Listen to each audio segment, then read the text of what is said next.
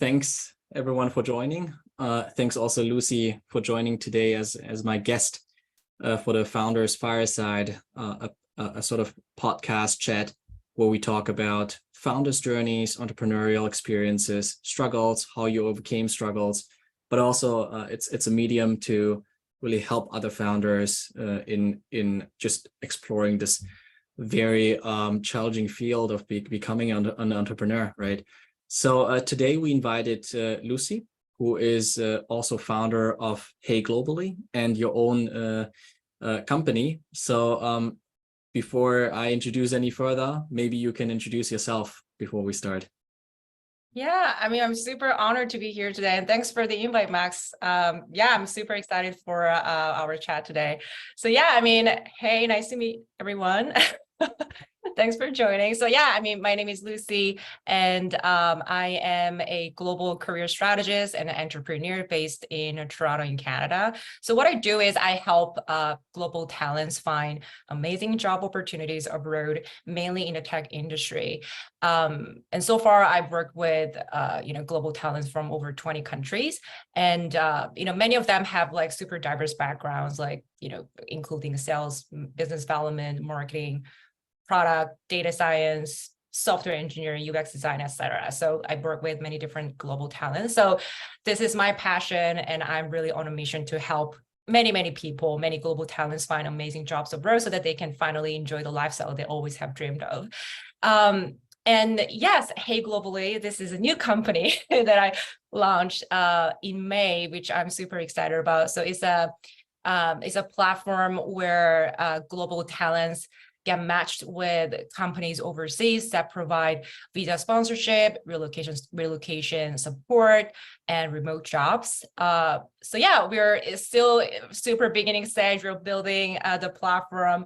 So yes, I'm super excited about that. But that's my professional background. But personally, I'm from South Korea, born and raised in South Korea. And then been living in Singapore, Netherlands, and Canada. So that's about me. Perfect. Thank you. Great introduction. So when you say you're helping people to become remote freelancers or workers or talents, does it mean also like that you sort of help them become digital nomads? Like, do you also do, I don't know, tax consultancy, or do you refer them to the right people? Yeah, that's a good question. So I think a digital nomad and honestly, being a digital nomad has been like hyped up like pretty recently after the pandemic, right?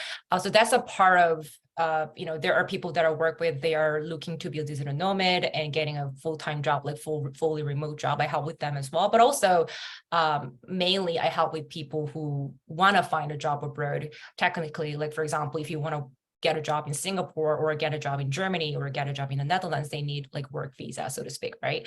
So I help with those people as well to get a job. Mm-hmm. Okay. So very nice, very nice. So maybe it would make sense to understand, how did you get to this? Like, did you work in the corporate yourself before and then at some point decided, okay, there's a problem, or like what made you like go this entrepreneurial step? Yeah, thank you. Thanks for the question.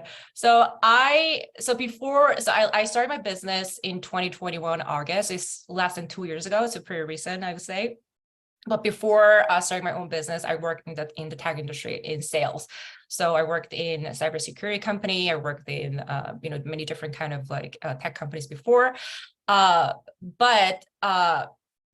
Growing up, I always wanted to live abroad. I'm from South Korea. It's a relatively small country. I always wanted to explore different countries, go out of South Korea. So it has been my dream. So I achieved that dream by finding a job in different countries, living abroad. And I've seen so many other people who are aspiring that dream as well. And then I've seen, many people are facing some of the challenges. One of the big challenges is finding a job abroad, and good job abroad, because technically, they usually have a pretty good job in their home country, but now they want to find another great opportunity abroad. And now they're okay, where to start, right? So I saw that challenge. So that's why I decided to start my business. But, since I was young, I always wanted to be an entrepreneur, but I just had no idea what I want to do. I think I remember like for like 7 or 8 years, I've been like listing down whenever I have like idea, I list down in my kind of like a notebook. And one of the idea was like launching my fashion brand, right? I was even thinking about like going to a fashion design school, but like, thank God it didn't happen. But yeah, but I had a lot of ideas, but like, I think during pandemic, it just like, clicked, everything was clicked, I guess, like calling, whatever we want to call, but so yeah, I wish I discovered you earlier, because 4 years ago I actually migrated to South Korea as well, from oh, coming you from migrated Germany. to South Korea. Oh, Yeah, cool. so I'm one of the digital nomads, so to Oh say, yeah. right? Working remote, and it was a journey, the Yeah. alone, dealing with visa, dealing with relocation, language barrier, and all that is really hard. So if there is a service, guys, we need to get more people onto this. This will help, and honestly, it opens doors, right? Because Yeah. how do you start? We don't even know. I didn't even know how to deregister myself from tax liabilities in Germany, right? And that's one thing. It's very complicated. And if you miss that up, if you mess that up or miss it, then you're in big trouble. So don't mess with Oh, tax. That's what I oh, learned. Do it properly. So yeah. But okay, interesting. So now obviously you're dealing with people who want to go full remote, find jobs abroad. Now, have you had clients who want, who are coming from Web 2 that want to transition to Web 3? And is that like any different to when people find Web 2 remote jobs? that's a great question. So yeah, the short answer, yes. And I'm going to share 2 examples later on. But I guess like there are kind of like 3 group of people that come to me, for guidance. And number 1 group is this group, like, for example, like global talents who are currently working in a tech industry, I guess Web 2, right? Tech industry, but they want to find a similar or same type of job abroad in the same tech industry. So those type of people, they either super interested in transitioning into Web3, or, okay, yeah, Web3, it's interesting. I want to, I'm open to working in Web3, that kind of like, that kind of group of people. So I can talk a little bit more about the examples later on. But the second type of group of people that I work with are the talents who are currently not working in the tech industry. Maybe they're working in like FMCG or maybe manufacturing, totally different industry, but now they are like, okay, tech is booming. I want to get my foot into the tech industry, but with the same or similar position abroad. So that those, I mentioned this because even though we're talking about the transition from Web 2 to Web 3, the logic behind the strategy that we're implementing is quite similar, because like if you are changing your industry, I myself changed my industry 2 times. Originally, I was working for a fashion magazine, and then transitioned to hospitality, and then transitioned to tech industry. So I know how challenging it could be, the transition journey, but it is highly possible. A lot of people are doing it. So if anyone here is thinking of transitioning from Web 2 to Web 3, is highly possible, I would say. Yeah, so those are the type 2 people, and type 3 would be completely, they really want to, I think you talked about it earlier, but like they want to work in this, they want to be a digital nomad, they want to work fully remote. So maybe they're currently working in education, which requires them to, go to the office 5 days a week, but now, you know what, I'm done with it. I want to be a digital nomad. I want to find a job like that give me a full freedom. So those are the type of people that I work with. So these are the 3 types of people that I work with. And to answer your question, people transitioning from Web 2 to Web 3, the 2 examples I can share with you is one person, her background is sales and business development, right? So she has a lot of experience in that domain, but it was not non-tech space, so to speak. So in the end, she transitioned to Web3, but like for her, she has a lot of knowledge. Or even though she didn't technically work in other Web3 company to transition to Web3, but she has a lot of like passion and deep knowledge in Web3. So for her, that really helped her to transition to Web3. I mentioned this because you can also share your insights as well. You're technical Web3 expert, but I guess in my opinion, depending on the job, but like especially for non-technical position, you do not need to have experience in Web3 companies, as long as you can show your enthusiasm, as long as you can show your kind of knowledge or at least curiosity, it is highly possible, I would say. I don't know. I feel like I'm talking too much. I can share one more, but you can chime in. No, I totally agree. Most of the times you see job offers, they're ridiculous. They want 10 years of Web3 experience, right? So if you put that down on current market, it means like you're one of the OGs and you only have a handful of them. So very unrealistic. So I very much agree. When you take on a new job in a new field, most of the times, if you're enthusiastic enough, you will learn on the go, right? A lot of things, I believe, like be it sales, okay, that's a bit different, but I don't know, UX design, also sales, programming, a lot of things. If you're willing to learn, you will be able to learn it, right? I think that's the bottom line. But very interesting. What about the second case? Yeah. Second case was she's a digital marketing expert, right? Digital marketing professional. But for her, she's been working in the tech industry for a while, and then now she want to move to a different country, but with the same job, right? But she has a lot of knowledge in social media and SEO and paid ads, those kind of things, digital marketing. But she was open to blockchain, open to Web3 space, but she was not like looking for it, right? Actively looking for it, right? It was about a year ago. I don't know, back then, I guess like there were more jobs in the space, I guess. But I remember she got a lot of interview invites from blockchain companies, even though she has zero experience in blockchain and even like no like passion projects that she had and anything like that. But for her, I'm saying this because, you know, sometimes sometimes your expertise is very crucial. Like, for example, I know that community manager or social media is quite, that position is quite important in Web3 as well. So if they're looking for an expert in social media, expert in community manager, expert in digital marketing, even though you have experience in Web2, you know, they're looking for that expert because that expertise is totally transferable. So yeah, that's why I wanted to mention. Oh, that's a great way to describe it. Transferable knowledge, like industry transferable knowledge. I think that is really, really crucial. And I think, you know, I can answer the question also a bit. Like, it makes sense. Web3, you see a lot of great products, a lot of like very smart people, and products make sense. But when you go on the website, nobody understands it. Even, you know, sometimes I go on a Web3, you know, I'm in the space, I think for 6 to 7 years now. Oh, wow. I'm not that technical. I mean, I can read maybe a smart contract, but, you know, when sometimes I go on a website of a layer 1 protocol and I just don't get it. I don't get it. And I scroll through the whole page. I try to find information and there's just not enough explanation. And then I go on Twitter, crypto Twitter, and I would research it, and there's some guy or a person who then summarizes it in very easy language. I think, what is that? That is like Web2 skills in Web3, right? So you'd have you know, a person that's really good with language or that understands things, that can put complex things into simple words, and these people are universally needed. And even like a lot of that is very like still needed in Web3, right? A lot of explanation is still needed there. So I think it definitely makes sense for Web3 companies to approach Web2 people, you know, especially marketing, digital marketing, but also like community management, and I guess most importantly, UX design. You know, how do you just produce good looking, easy to understand apps, right? That is something a lot of Web3 products struggle with. Yeah. I heard that about the UX. I agree with you. I heard that about that. Yeah, I heard about that. Yeah.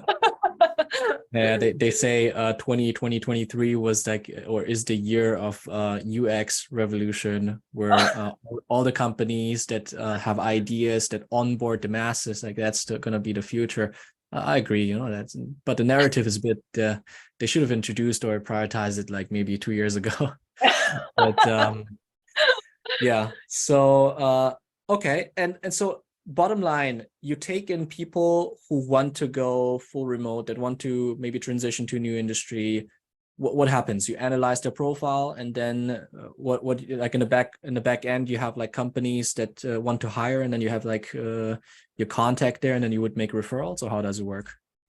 That's what I'm trying to achieve at scale with HeyGlobally, the software that I'm launching, that I launched recently. But so far, it was pretty much more of a service level, so to speak, right? So if, like for example, if a person approached me and then we decided to work together, I analyze their profile. I think that one of the most important thing is, I don't know, I think as industry, we use this terminology a lot, but finding your niche, right? But yeah, like I think I think if it's your own career, sometimes it's very difficult to really understand where your expertise is. So sometimes you need third-party person to really take a look at really deeply, and then really pick out like what's your specialty and expertise. So, and then expertise is not only the one thing to look at. You got to look at, because now, for example, if you want to find a job in Singapore, you want to figure out if those jobs and those industries that you're targeting is in demand, right? If you are looking for, I don't know, completely, totally the industry that Singapore does not have, you're basically, not targeting the right market, right? So I think, analyzing their profile and also matching that with, the jobs in demand in a specific market, and kind of like prioritize which, what kind of angle that we need to focus on. And then I'll help like draw their job search journey. So that's pretty much how I help people. Got it. Okay. So I guess any insights, like what is the biggest, I mean, did you have clients who who told you specifically they want to go to Web3? Like, do you see any differences between people who are transitioning between Web2 and people who specifically target Web3? That's a good question. In terms of, I guess, like for the technical role, I guess like developers, or especially like blockchain developer, I guess like certain technology skills, it might be a little bit different, but like, to talk about like non-technical positions, I don't see a huge, to be honest, I don't see a huge difference. That's why earlier I want to touch on the just generally transitioning, from like a different industry to the tech industry, or whether it could be Web3. But one thing that I want to highlight is that, even though like, transitioning Web3, you can add more on your insight as well. But like, as I said, like you're at least demonstrating your curiosity, at least demonstrating your interest. It could be like creating content on Twitter, or creating content on LinkedIn, or, you don't have to have a lot of followers, etc. But like, or at least, the thing you said, like summarizing what's out there, what's the trend in Web3, even that, like creating certain content that can also show, future employers that like, hey, okay, I've done my homework, I know what's going on in industry. I think, I think that person that I mentioned, I think she was very interested in Web3, but like in terms of difference, I don't really see a huge difference in my opinion, in terms of like interviews and resumes, so to speak. Okay. Understood. What would be an advice that you could give people who may want to transition, or who just want to go full remote? I'm thinking about people who are, in a corporate job, work in office hours, and maybe they would prefer a more flexible lifestyle. Would you, advise these people? How could they go into, a field that is completely flexible, digital nomad life? What should they take into consideration? That's a good question. I think the first thing that I recommend is find companies who have distributed teams. I think, like, for example, if you are, looking for, a lot of companies that I notice is something that I try to kind of accomplish through HeyGlobally as well. But, if you're applying, if you want to be a digital nomad employed by US company or employed by European company, a lot of times they allow you to work remotely, but they kind of prefer you to work in their time zone. I think that's, if you are, I guess like the first question you can ask yourself is, am I willing to sacrifice that? That's the first question you can ask. Not all companies are like that, but a lot of times, because even though they're distributed teams, they still need to kind of adjust their time zone, etc. I've seen that a lot of companies are kind of have a preferred time zone, right? So So I think that the first thing is like, is a target, right? We need to know the target companies, right? Like who are hiring distributed teams, who are willing to hire, a full remote employees. Yeah, I think that that's the first thing that I would say. And yeah. Yeah. I mean, for my Asian listeners, if you want to work for a US company, you might be in the wrong continent. So Yeah. it's not the best time zone And also I laid want to out. highlight, yeah, and also I want to highlight that in terms of like visa stuff, right? If you want to become a fully remote work, there are different arrangements depending on the company. Like, for example, if a company has, they will hire you as a contractor, like basically freelancer.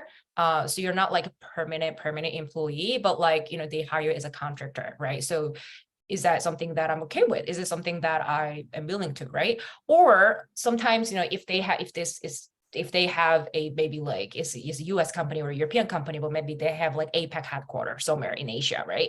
But maybe then like, oh, we want to hire you because we are super, we see your value, we see your expertise. But then you should be, we want to hire you as a full-time employee, but you're going to belong to our Asia branch, but like you're going to work with our European teams. Like it really depends on the company. And also there are a lot of digital nomad visas across the globe, so many. So what you can also do, like, for example, I know that a lot of people want to, be a digital nomad in Portugal or Spain, right? I mean, Spain recently launched their digital nomad visa as well, but Portugal as well, about a year ago, I think pretty recently. So another way is like, okay, you get a job first, and then so there are many logistics depending on your nationality, depending on your visa stuff. So I think of figuring out the logistics would definitely also ease employers' headache as well. So how are we going to hire you? Don't worry, I'll figure it out. So this is what's going to happen. So, right. So I think knowing logistics is also very important too. Okay. Okay. So where do I navigate when I want to do it? Is there any website you can recommend or any resources that people can read up on? I think I'm going to self promote here. We're Sure. starting out, so it's kind of there are a lot there, starting like from July, we're gonna have a lot more resources. Basically, we're trying to like help, future, aspiring remote workers, digital nomads find these kind of companies with distributed teams, right? Through our platform. So it's for free. Like you just like go there and sign up for free, and then we have like more resources available. But also online, there are so many. I think in terms of like digital nomad visa, you can literally just type digital nomad visa as well. But like, also there are some kind of resources you can just type on Google, like, the best, I think it's about like, the remote first companies, right? The list of remote first companies that you can kind of like look through who are players out there. So yeah. Okay, perfect. One more question. When you think about your clients, do you or would you be able to share any success stories? What would be a memorable experience that you've gone through? Yeah. Well, I have some, any specific kind of like, I don't know, like Yeah, like job function or. a successful hire. Maybe this person was super grateful for something that you did. Oh, yeah. Oh, well, this guy, so one client that I work with, yeah, he wanted to, so he worked in marketing, right? So he worked in marketing, and so like so basically he worked in marketing. He wanted to focus more on product marketing. He did a bit of marketing. Marketing can be very broad, honestly. He did a bit of like product marketing, but he did a bit of digital marketing and a bit of both as well. And he was working in a kind of non-tech company. There was a bit of software as well, but like it was more of a non-tech company. But he wanted to transition to tech company because that's where he sees his career path. And then at first it was because like when tech companies hiring product marketing, they really usually require solely product marketing experience in specific industry because they want to hire someone who has like that industry in a certain domain. But we were able to pitch his expertise in, you know, setting up the go-to-market strategies and value proposition, etc. So he was able to find a job super soon, like even without applying for a job. We were kind of optimizing his LinkedIn profile, and then we were able to find a job, and then he was able to, you know, increase his salary, etc. So yeah, so that's I guess that's the success story that I want to share. Yeah. So you not only match, but you also pitch the person to the company, or like, do you teach how to pitch themselves? I teach. I don't do it on behalf of them, but like, I makes sense. But I think, so it's like It's like a personal coach sort of situation, right? Okay. I think pitching is I have a lot to learn, obviously, but I think I love like pitching because I think a part of it is because my sales background. I've gotten a lot of rejections. I'm so used to rejection. And any job seekers out there, I think I'm so used to it because when you do sales, you know, when you make like 80 calls, probably you got 2 to 3 yes. So I'm so used to it. But a lot of times I see that like job seekers, when they get rejections and then they have like super high hopes, but like, oh my gosh, I thought I was gonna get it, I got rejected. They're super like demotivated, which is totally understandable, but like rejections are inevitable. Just want to highlight that one as well. So what is the average like rejection rate with like hires for, I don't know, digital marketers, software engineers? I mean, software, it really depends. It depends. Like, for example, there are a lot of people come to me after applying, just mass apply, right? Okay, I'm gonna apply 50 jobs. I'm gonna go to Indeed. I'm gonna go to LinkedIn. I'm going to apply any jobs, and then no results. And they're frustrated. Okay, Lucy, what's going on? I apply for 100 and 200 jobs, no reply, right? And then I think, we need activities, a number of like good activities, but we also need strategy, right? So when strategy meets massive activity, I think we can expect massive results, right? So that's but in terms of, you know, the ratio, I mean, it depends. Like if you are just applying I would recommend just like really hyper focus, finding your niche and then, you know, expertise, and then look for those type of jobs. And then not only just applying for a job, but after applying for a job and following up with the hiring manager, and then just really try to stand out from the crowd, so that we can kind of increase the success rate. So yeah. How pushy do you have to be to hiring managers? Let's say, you know, you had the interview. What is like a go-to thing to do after the interview? After the interview. Yeah. After the interview, I would say it's very, very important to follow up. But a lot of people tend to kind of like, I don't want to say mistake, but like, because we really want to get a job. So we want to reiterate, hey, I can really do this. I'm so good at this, ABC, right? Which is good. But one question that I always, one suggestion that I always tell my clients is that before you write that message to your hiring manager, ask yourself, so what's in it for this person? What's in it for him? By hiring you, what's in it for him? What he's getting, and then what's his KPI, etc. So based on that, not only focusing on not only reiterate what you're so good at, remember what he told you during the interview. Hey, I remember you mentioned this and this, and you know, I can help you achieve this through my expertise and experience, this and this. But of course, and also like one of the reasons, one of the intentions to write the follow-up message is to show your enthusiasm of, you know, joining the company, because no one wants to, I guess like a lot of employers don't want to, one of the situations they don't want to face is, okay, we are ready to hire this person, but the talent back off at the end, right? Then they have to do all the process again. So they don't want to do that. So 100% showing the enthusiasm as well. One, I remember now we're talking about that. I remember one of my client, she had an interview with one team originally, one team, like what? Yeah, like team A, I guess, like hiring manager, but then she didn't get the, but we were kind of like sending a follow-up email. We were showing him that like, oh my God, we're so interested in this company. I'm so looking forward to joining the team, etc. She didn't get the job for that job, but like the hiring manager so impressed by her. So he referred her to another department. And then like she finally got the job from the another department. So it is super important, I would say.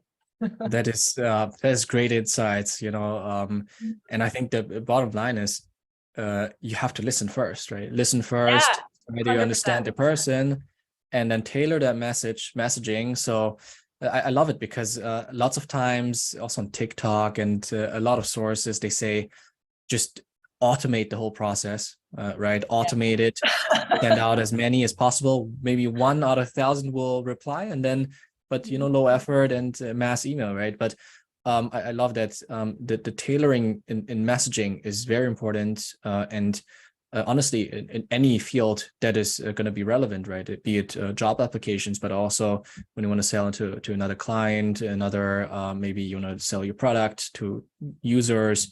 Understanding your users is very important. So okay, perfect. Let me summarize. So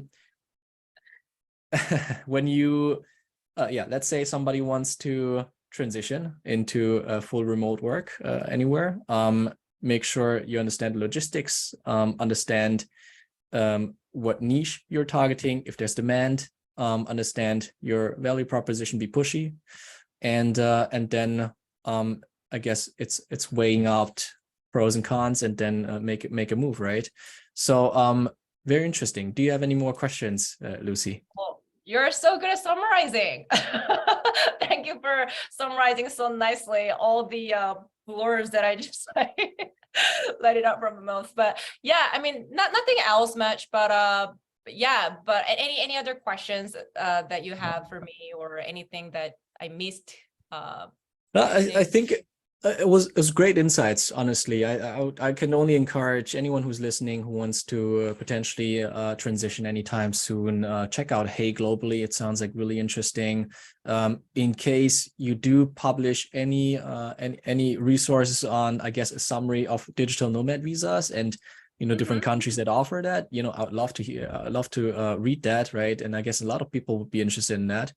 But other than that, I guess we talked about entrepreneurship, and I want to use the opportunity to briefly promote ourselves as well, right? Because we actually didn't talk about what we do at Blockchain Founders Group. So we are a venture capital investor. So on the one hand side we invest, but on the other hand side we help entrepreneurs succeed in their entrepreneurial journey. So anyone who wants to found a Web3 startup, we would be helping them. We would be investing in them up to 100,000 euros in some cases. So with VC tickets, we would fund them with up to 500,000 euros. So actually 2 days ago, we started our application phase. So if anyone is listening and wants to found, go for the founder journey in the Web3 space, reach out to me. If anyone needs to relocate, wants to transition into a Web3 job, I would say reach out to Lucy. But I enjoyed the talk a lot, Lucy. So thanks for joining in. I hope we can have another chat anytime soon. But yeah, thanks for joining us. And I would say let us know if any more questions pop up. Connect with us. And with that being said, have a great evening or afternoon wherever you are. Thank you for joining. Thank you so much. Thanks.